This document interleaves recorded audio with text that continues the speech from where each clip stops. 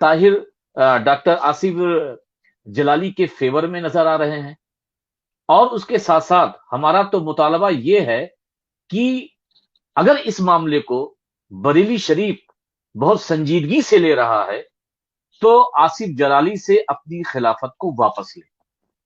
اور پھر یہ سمجھ میں نہیں آ رہا ہے کہ یہ مصباحی حضرات، کچھ رضوی علماء ان کے سپورٹ میں کھڑے ہوئے ان کا دفاع کر رہے ہیں. یہ کیا وجہ ہے؟ بسم اللہ الرحمن الرحیم. مسئلہ یہ ہے کہ یہاں پر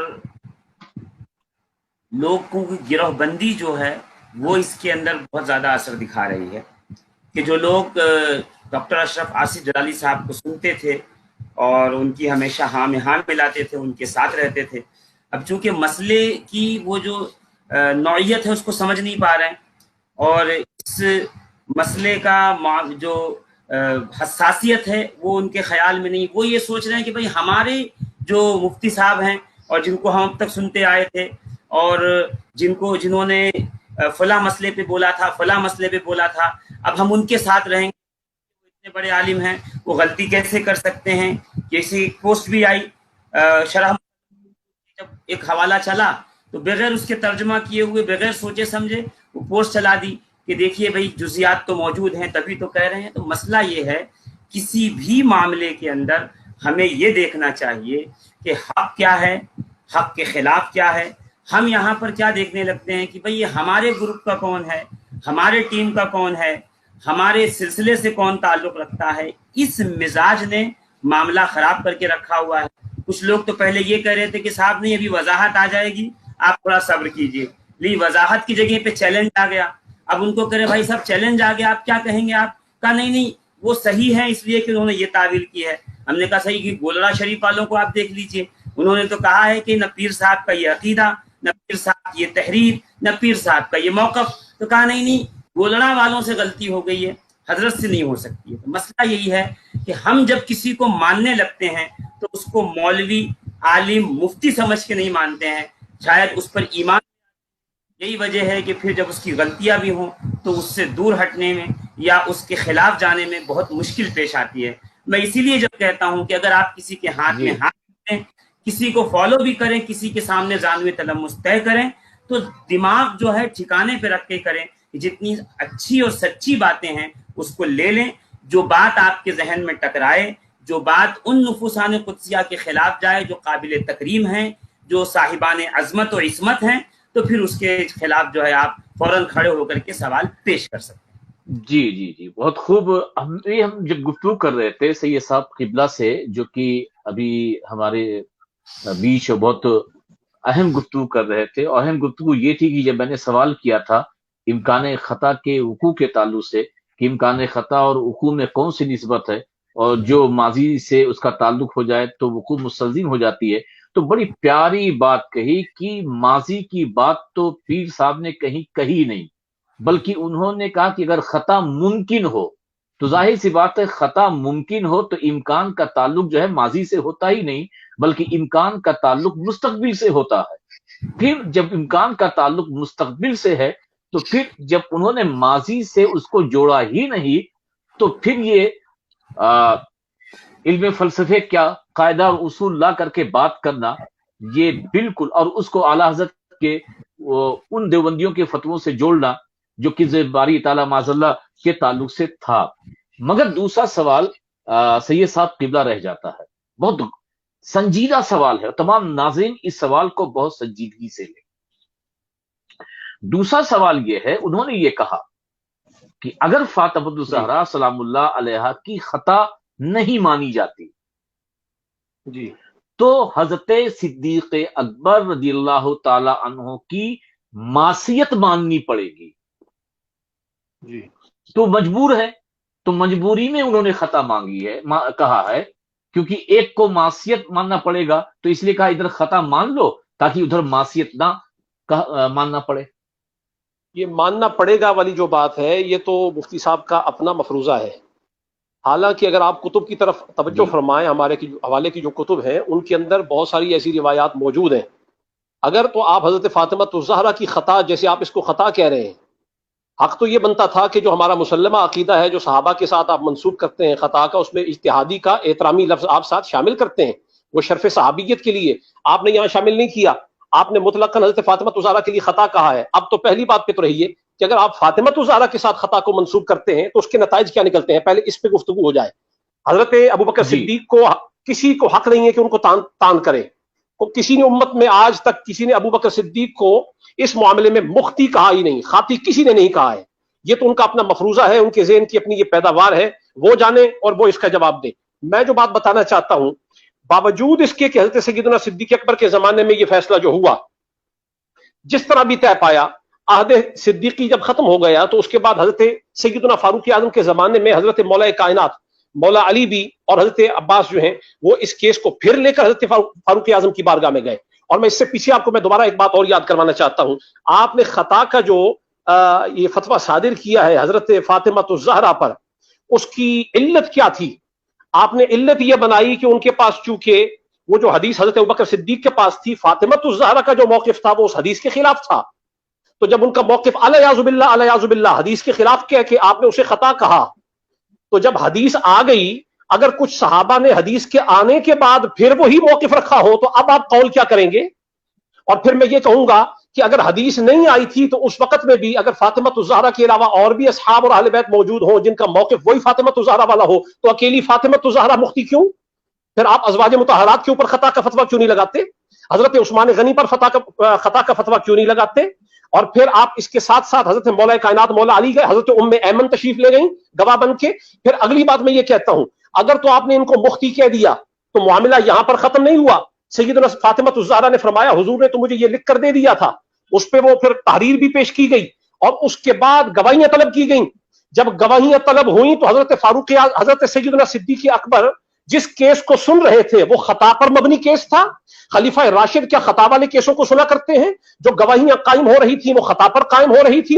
حضرت سیدہ فاطمہ الزہرا نے مولا علی کی گواہی پیش کی، حضرت ام ایمن کی گواہی پیش کی، ایک مرد ایک عورت کی گواہی پیش ہوئی. شرعی ضرورت یہ تھی کہ دو گواہیاں پوری ہوتی، دو مردوں کی، ایک مرد یا دو عورتیں ہوتی. میں کہتا ہوں بفرض آپ فرض کر لیں اگر حضرت فاطمہ الزہرا ایک حضرت علی اور دو خواتین پیش کر دیتی، اور اگر ایک حضرت علی المرتضیٰ کے ساتھ ایک مرد اور پیش کر دیتی، مجھے یہ بتائیں اب فیصلہ حضرت صدیق اکبر کا کیا ہوتا؟ حضرت فاطمہ الزہرا خطا کار نکلتی یا جس طرح آپ نے کہا خطا پر نکلتی؟ ہرگز نہیں. معلوم یہ ہوا کہ یہ جو معاملہ کورٹ میں چل رہا تھا حضرت صدیق اکبر کی، وہ جو آپ نے سمجھا ہے صحابہ کرام نے اس کو یہ نہیں سمجھا ہے. دوسری بات یہ ہے کہ اگر یہ معاملہ موقف فاطمی والا اگر یہ خطا تھا تو پھر بعد میں کیا کچھ ہوا ہے آپ دیکھیے. یہ حدیث شریف موجود ہے سنن الکبریٰ بہقی کے اندر ہے، کتاب الام امام شافعی کی اس کے اندر موجود ہے، کتاب الازکیہ کے اندر موجود ہے. یہ حوالہ میں پیش کرنے کے لیے تیار ہوں، اس کے صفحہ نمبر بھی جلد نمبر بھی. اخبرنا جعفر بن محمد عن ابیہ ان حسنا وحسینا وابن عباس وعبد اللہ بن جعفر وعبد اللہ بن جعفر سألوا علیا.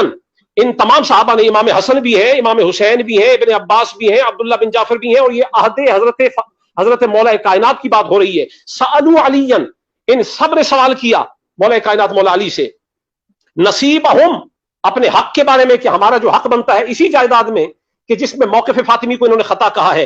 اب حضرت امام حسن، امام حسین، ابن عباس اور عبداللہ بن جعفر سوال کر رہے ہیں تو مولا علی کا جواب آیا فقال ہوا لکم حق.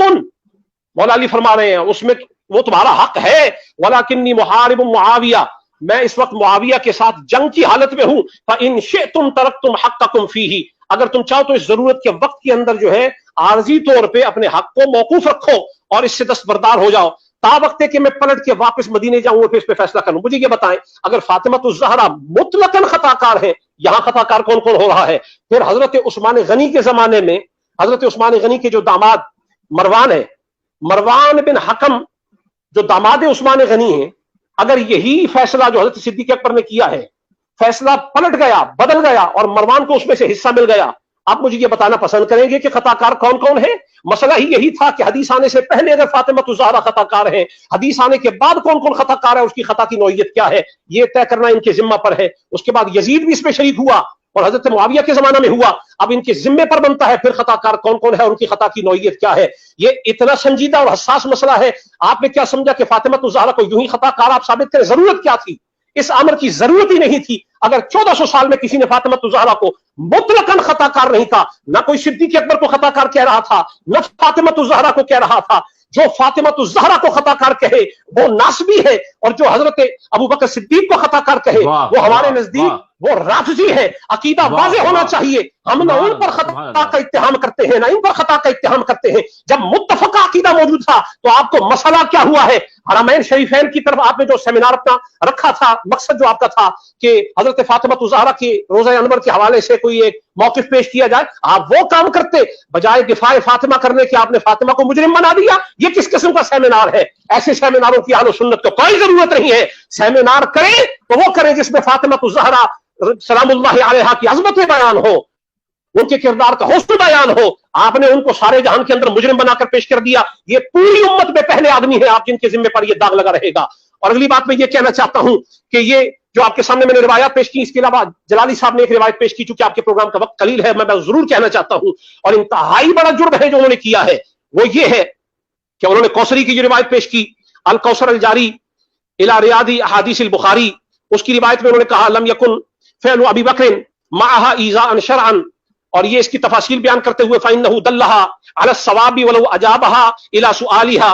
یہ ساری تفصیل بیان کرنے کے بعد انہوں نے جو دو وجہ بیان کی ہیں کہ حضرت صدیق اکبر فاطمۃ الزہرا کو اگر یہ دے دیتے، وہی جو آپ کا سوال ہے اب میں اس کا جواب دے رہا ہوں، دے دیتے تو ان کے اوپر تو یہ مسئلہ ہوتا کہ معصیت کا اطلاق تو ان کے اوپر ہو جاتا. یہ کوثری کی جو روایت ہے، میں آپ کو یہ واضح کہنا چاہتا ہوں، یہ تفردات میں سے ہے، کسی نے بھی اس کو دلیل بنا کے پیش نہیں کیا ہے. اس کی وجہ یہ ہے کہ دو جو پوائنٹ پیش کیے گئے، جو پہلا پوائنٹ ہے اور جو دوسرا پوائنٹ ہے، دوسرے پوائنٹ میں کوثری نے وہ بات کی ہے جو آج تک کسی نے نہیں کی ہے، انہ کان ما یعطی لفاطمہ مالا حراما، کہ وہ مال حرام حضرت فاطمہ کو نہیں دے سکتے تھے. میں نے کہا اگر یہ مال حرام تھا جس کے مطالبہ پر حضرت فاطمہ الزہرا آئی تھی، یہ مال حرام تھا، جب اسی مال میں سے رسول اللہ کے زمانے میں حضرت فاطمہ کو مل رہا تھا تو کیا حضور حرام دے رہے تھے؟ اور پھر حضرت فاطمہ الزہرا کیا مطالبہ حرام کا کر رہی تھی؟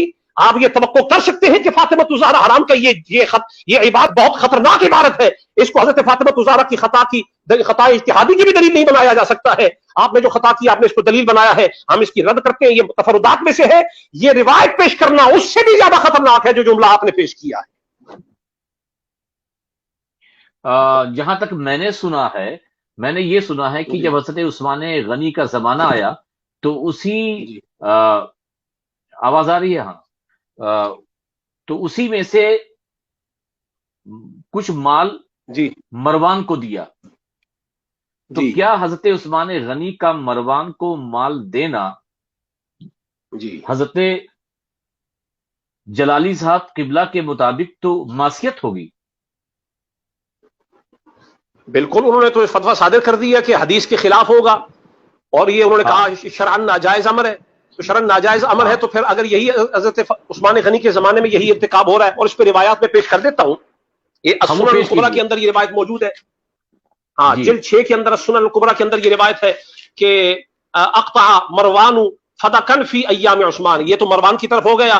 اور یہ فتح الباری کی روایت ذرا سماعت فرمائیے گا. امام ابن حجر فرماتے ہیں جلد 6 کے اندر، وہ کہتے ہیں انما اقطع عثمان فدق لمروان، حضرت عثمان غنی نے خود اس کو جو ہے مروان کے لیے اس کو طے کیا. تو اب یہ تو الزام پھر کہاں جاتا ہے؟ اگر آپ فاطمۃ الزہرا کو مختی بنا رہے ہیں تو پھر بہت سارے صحابہ آپ کی وجہ سے، ایک فاطمۃ الزہرا نہیں، کئی صحابہ کرام جو ہیں مطلقاً مختی ٹھہریں گے، جس طرح سے آپ نے کہا. الیاذ باللہ، یہ ہمارا قول نہیں ہے، یہ اہل سنت کا طریق ہی نہیں ہے. اس کے علاوہ بھی یہ عون المعبود کے اندر یہ روایت موجود ہے، سنن ابی داؤد کے اندر موجود ہے. پھر اس کے بعد میں اپنی بات جو ہے مکمل کر رہا ہوں کہ عمر بن عبد العزیز کے زمانے میں، عمر بن عبد العزیز کے زمانے میں پھر اس کا فیصلہ نیا ہوا، پھر پلٹایا گیا یہ بنو ہاشم کی طرف، اور اسی طرح سے پھر یہ مامون نے بھی اس کو پلٹایا. بعد میں عمر بن عبد العزیز کے کسی نے پھر غصب کر لیا ہوگا، مامون الرشید نے پھر اس کو پلٹایا ہے. اب یہ طے کر لیا جائے کہ اکیلی فاطمہ ہی خطاوار ہے یا خطا کرنے والی ہے. جیسے آپ نے کہا خطا پر تھیں، اور آپ نے یہ بھی کہا کہ میں نے تو خطا کہا ہے، خبردار اس کو کوئی خطا کار کہے. میں پوچھتا ہوں، آپ نے خطا مصدر بولا ہے، خطا کرنے والا جو ہوتا ہے، جو فاعل ہے، مصدر کو بول کے آپ نے جملے میں ڈھال کے جب اس کو بولا ہے تو وہ خطا کار ہی نکلتا ہے. خطا پر تھیں، خطا پر وہی ہوتا ہے جو خطا کار ہوتا ہے. تو آپ کی ان تمام باتوں سے خطا کار اکیلی فاطمہ الزہرا نہیں رہے گی، پھر اس کے علاوہ پھر اور بہت سارے صحابی آئیں گے. لہٰذا ہم صرف آپ سے یہ مطالبہ کرتے ہیں, ہم اہل سنت کا آپ کو اکابرین میں سے تصور کرتے ہیں اور ہم آپ کو اپنے بزرگوں میں سے تصور کرتے ہیں, بشرطے کہ حضرت فاطمہ الزہرا سلام اللہ علیہا کی ناموس کے لیے وہ بات کریں جو 1400 سال سے چلی آ رہی ہے. نئی باتیں کرنے کی وجہ سے پھر یہ ہوگا فلا تقعد معهم حتى يخوضوا فی حدیث غیرہ, پھر یہ ہے کہ اعتزال کرنا ہوگا. ہم فاطمہ الزہرا کی گستاخی برداشت نہیں کر سکتے. ایک بات میں اور ضرور کہنا چاہتا ہوں, یقیناً وہ مفتی ہیں, ان کا حق بنتا ہے کہ حکم شرع بیان کر دیں, لیکن یہی شریعت کسی خاص موقع پر کوئی ضرورت محسوس ہو کہ جیسے ہے کہ الضرورات تبیح المحظورات, تو اس امر میں کبھی کبھی ایسا بھی ہوتا ہے کہ فتویٰ شرعی اپنی جگہ پر موجود ہوتا ہے, لیکن کوئی سائل ایسا آ جاتا ہے کہ فتویٰ بدل کر بھی دینا پڑ جاتا ہے. مثلا میں مثال پیش کرتا ہوں, حرمت علیکم المیتۃ والدم ولحم الخنزیر, یہ متفق, یہ بات جو ہے یہ نص قطعی سے ثابت ہے, یہ قطعی مسئلہ ہے کہ خون حرام ہے. لیکن حضور اگر پچنا مبارک لگواتے ہیں اور خون عبداللہ ابن زبیر کے حوالے کرتے ہیں, وہ خون مبارک کو سرکار دو عالم کے اپنے پیالہ منہ سے لگا کر اس خون مبارک کو وہ پی جاتے ہیں. مجھے یہ بتائیے, وہ خون جو حرام ہے, اب خون رسول کا مسئلہ آیا ہے تو یہ حرام نہ رہا, یہ ادب مصطفیٰ میں داخل ہو گیا ہے. کبھی کبھی کوئی ایسی ذات بھی ہوتی ہے جہاں فقہ کی کتاب نہ کھولا کرے, وہاں ادب کی کتاب کھول لیا کرے. فاطمہ الزہرا کا مسئلہ اور نام آئے تو کتاب ادب سے نام فاطمہ کو ڈھونڈا کرے, فاطمہ الزہرا کا نام آئے تو کتاب عشق سے فاطمہ الزہرا کا نام ڈھونڈا کرے. یہ کیا بات ہوئی؟ حضرت فاطمہ الزہرا کی بات باری آئے, حضرت عائشہ سے پوچھے جو یہ کہتی ہے ما رأیت احدا افضل من فاطمہ غیر ابیہ, میں نے تو کسی اور کو دیکھا ہی نہیں ہے افضل سوائے محمد مصطفیٰ کے, میری نظر تو افضل سمجھتی ہی کسی کو نہیں ہے فاطمہ الزہرا سے سوائے محمد مصطفیٰ کے. اور پھر یہ وہ فاطمہ الزہرا ہے جو آئے تو خود رسول اللہ کھڑے ہو جائیں, کسی اور صحابی کے لیے یہ ثابت نہیں ہے.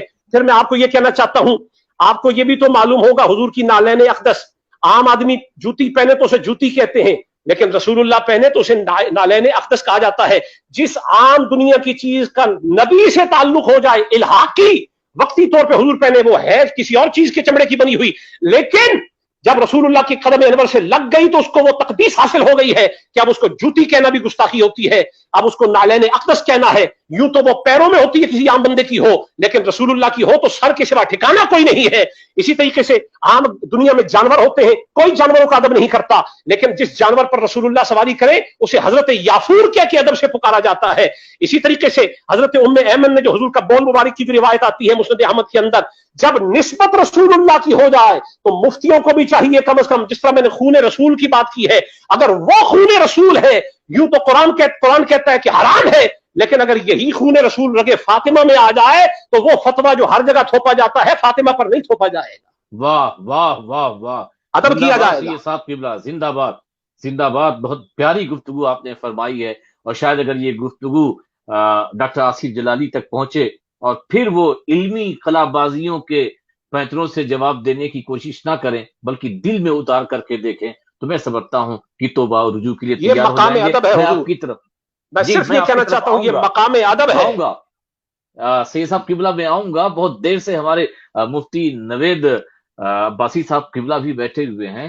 میں آپ سے سوال کروں گا مفتی صاحب قبلہ, عوام تو یہ مفتیوں کے چکر میں پھنس گئی ہے,